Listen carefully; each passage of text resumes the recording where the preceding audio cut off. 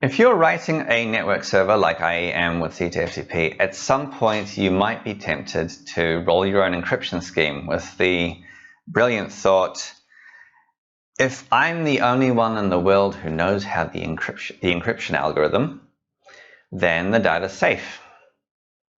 Well, I'm here to tell you no, that's a really bad idea. The data's not safe, and here's why.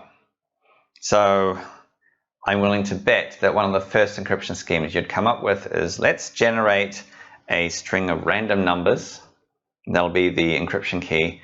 And then we will add that to the incoming data. Or maybe add 1 byte, subtract the next byte, do some exclusive ORing here and there, to make it more complicated. And there, the end result will be complete randomness, the data is safe. Newsflash, you're not the first person to think of that kind of encryption scheme. That's basic cryptography. Cryptography as a field has been around since well before modern computing. You need to bear in mind, if your server is used by a lot of people, and I assume you want other people to use it, not just you and your dog, right? Or if it's used by people who have a lot of money or a lot of things that could potentially be stolen, if there is enough of an incentive or a reward to crack the encryption scheme, then it will be cracked. Right? Anybody with a debugger can step through the code and decipher the algorithm that you used. Added to that, consider this. SSL, we don't use the original SSL specification anymore, or even the next few revisions of that specification, because people found flaws in either the encryption schemes used or the protocol, which would make cracking the encryption or even circumventing it entirely possible. Right? And SSL is created by experts in the field of cryptography. They are specialists. They've studied this stuff and worked on this stuff for years. If they cannot come up with a bulletproof scheme in years as experts, I'm sorry, you have no chance of coming up with a bulletproof encryption scheme over a weekend or even a few weeks. It's just not going to happen. And added to that, even if you came up with a bulletproof encryption algorithm, you can still screw up the implementation really easily. So that random key that you generated, if you use the standard C library function rand, I'm sorry, that key is useless. Almost as good as useless. Because rand doesn't generate completely random numbers. It's pseudo-random. If you know the seed and the random algorithm used, so if you know the starting conditions, you don't need the rest of the key. You just need the first byte, and then you can generate the rest. It's that easy.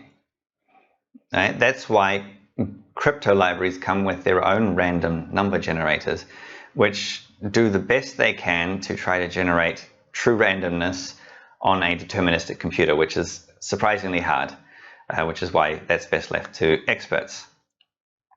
And then even if you knew that and you used a crypto library's random number generator, you can still add into your algorithm, add flaws such as sideband leaks. Now, a sideband leak is where a side effect of the code that is running leaks information about the data that it's operating on. So for example, let's say that you store passwords on the server in plain text, which you should never do, by the way. That's a huge security risk. Or no, let's say you use your fancy private encryption algorithm to do this. And then you use memcomp to do the memory compare. You just leaked some data.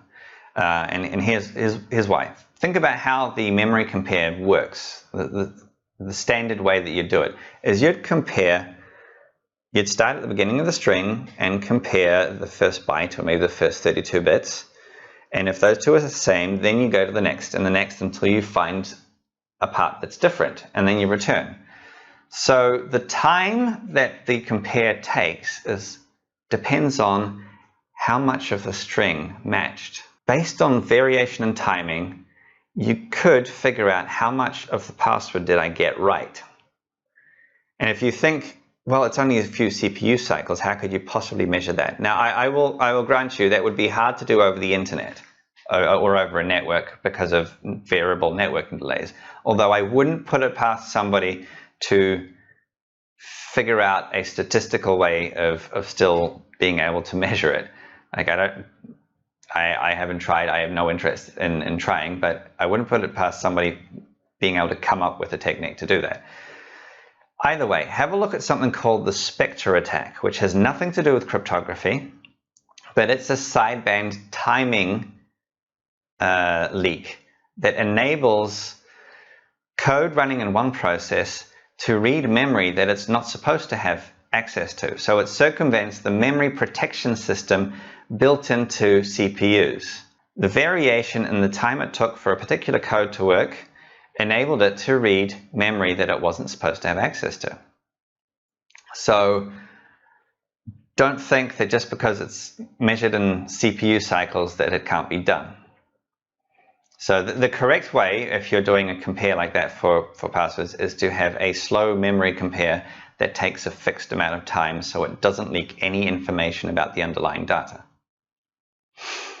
So that's it for now. Actually, before I go, the correct way to store passwords on a server is to use a currently recommended hashing function. Do not roll your own here again, and make sure it's currently recommended because older hashing functions may have a flaw in it that is now known, or CPUs have advanced and have become fast enough that cracking them is potentially feasible. And then salt the passwords before hashing them. So hashing and salting. If you don't know what those two terms mean and you're writing a server, your homework is to look it up. You need to know, you need to use it. So I hope that was helpful. I'll see you next time.